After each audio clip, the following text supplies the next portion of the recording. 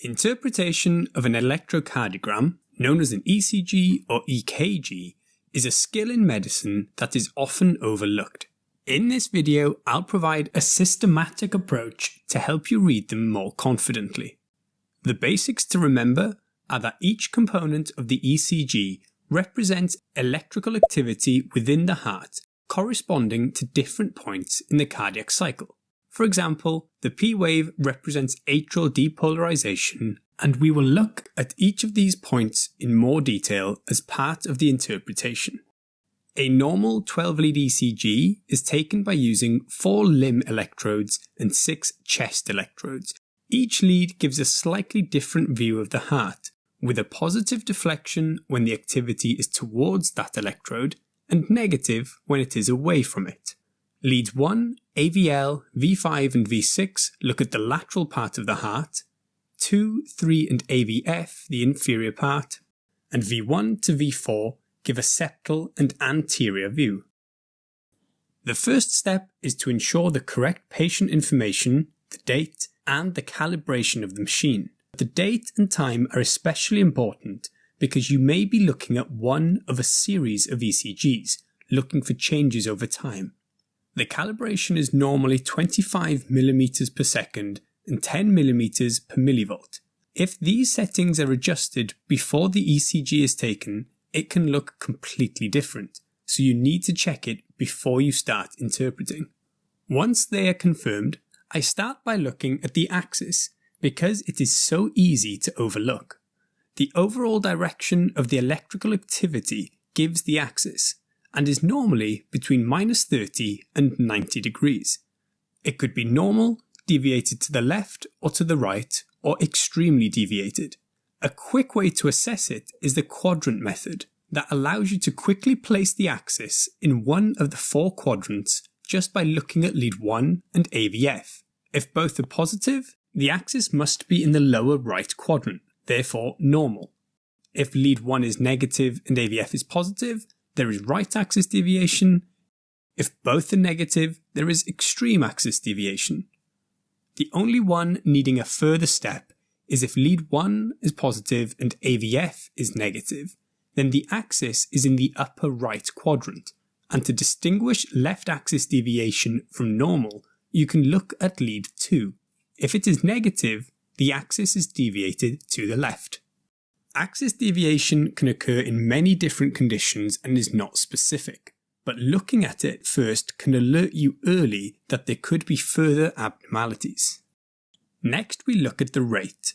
Each small square is 1 mm in width. On the standard speed of 25 mm per second, the small squares on the paper represent 40 milliseconds, and 5 of these together form bigger squares, therefore worth 200 milliseconds each. That means 5 of these big squares make up 1 second. So if 1 beat happens every 5 big squares, that's 1 beat in 1 second, so 60 beats in a minute. A shortcut is to divide 300 by the number of large squares between each QRS to get the approximate ventricular rate. This is easy if the rhythm is regular. If it's not, then instead count the number of QRS complexes over 10 seconds, then multiply it by 6 to get the number of beats in 1 minute. The normal rate is 60 to 100 beats per minute, with rates below that being called bradycardia and above that being tachycardia. That brings us nicely to rhythm, which basically means do the beats fall at regular intervals. To evaluate this, look at the gap between the QRS complexes, known as the RR interval. Is it the same size each time, or does it change? This is more obvious at normal heart rates, but can be tricky to distinguish at very low or very high heart rates. If the gap between beats changes throughout the ECG, then the rhythm is irregular, but the story doesn't end there. The irregularity can be present with no clear pattern, known as irregularly irregular, like atrial fibrillation, or regularly irregular, such as in some second-degree heart blocks. Looking at the QRS complexes evaluates the ventricular rhythm, but it's also important to evaluate the atrial rate and the communication between the atria and the ventricles, which is why I also include the P wave and PR interval when looking at the rhythm. The P wave represents atrial depolarization. The normal P wave should be positive in lead 2, have a duration of less than 120 milliseconds, an amplitude of less than 2.5 millimeters, and each P wave should be followed by a QRS complex. Some abnormalities can include an increased duration or amplitude of the P wave that may indicate left or right atrial dilatation respectively, or the absence of P waves entirely, such as in atrial fibrillation. The electrical activity then normally passes through the atrioventricular node, just before being conducted down into the ventricles and causing ventricular depolarization and contraction. The PR interval is the time between atrial depolarization and ventricular depolarization, and is measured from the start of the P wave to the start of the QRS complex. Its normal duration is between 120 and 200 milliseconds. A prolongation indicates slowing of the conduction between the atria and ventricles, for example a first-degree AV block. A shortening may suggest a condition with an accessory pathway, like Wolff-Parkinson-White. A variable PR interval suggests other forms of atrioventricular blocks. I'll leave a link to a video dedicated to heart blocks here. Next up is the morphology of the remaining components of the ECG.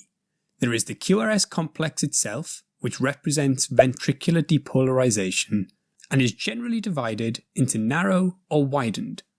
Normally, the electrical activity moves quickly through the conduction system and goes more slowly through the muscle tissue.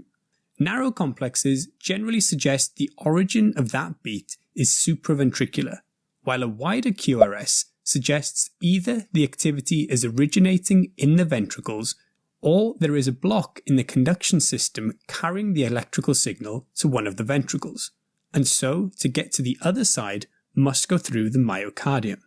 The latter is why left and right bundle branch blocks have a wide QRS morphology, and pacemakers will also traditionally have a morphology similar to left bundle branch block. Here is a comparison of left and right bundle branch blocks, and an easy way to remember the morphology of each is the mnemonic William Marrow. The voltage of the QRS complexes can also indicate pathology.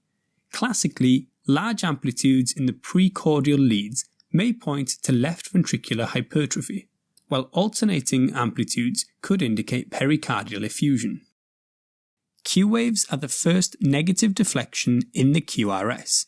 The R wave is a following upwards deflection, and S is any negative deflection following that.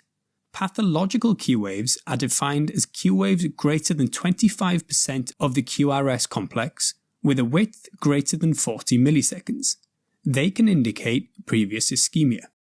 There should be progression from V1 to V6, where the S wave is initially greater than the R wave, but then at around V3 or V4, the R wave becomes greater than the S wave.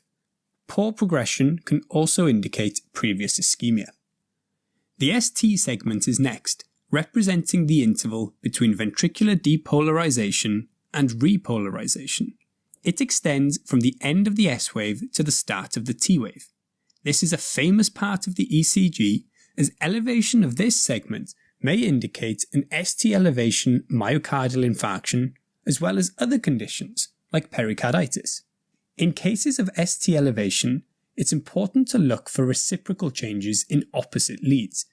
For example, ST elevation in anterior or lateral leads may have reciprocal ST depressions in the inferior leads. Depressions of this portion generally is an abnormal finding that can also indicate ischemia. It's worth noting that it's difficult to interpret the ST segment in people with bundle branch blocks, therefore more specific criteria are needed. Another feature to be aware of is the J point, which is where the S wave ends and the ST segment begins, as it can be raised, causing the appearance of ST elevation. This is also known as benign early repolarization and tends to happen in people under the age of 60. It's also likely to be present in multiple leads not corresponding to a specific territory, and will not have reciprocal changes and will not change over time, as you would expect with acute ischemia. T waves indicate repolarization of the ventricles and can be described as tall, flat, inverted, or even biphasic. In most cases, they will be positive and concordant with the QRS complex, but in cases where they are negative, they are known as T-wave inversions. This is normal in V1, AVR and lead 3, and can also persist from childhood in some people in V2 and V3. Inverted T-waves in the absence of ST changes can indicate a historic ischemic event. The classic example of tall T-waves is hyperkalemia, and biphasic T-waves, meaning T-waves that have both a positive and negative component, are usually due to ischemia or hypokalemia. The interval between the start of the Q wave and the end of the T wave is the QT interval, and it represents the time taken from the start of ventricular depolarization to the end of repolarization. It gets shorter with faster heart rates and longer with slower heart rates, so it needs to be corrected for the heart rate for interpretation.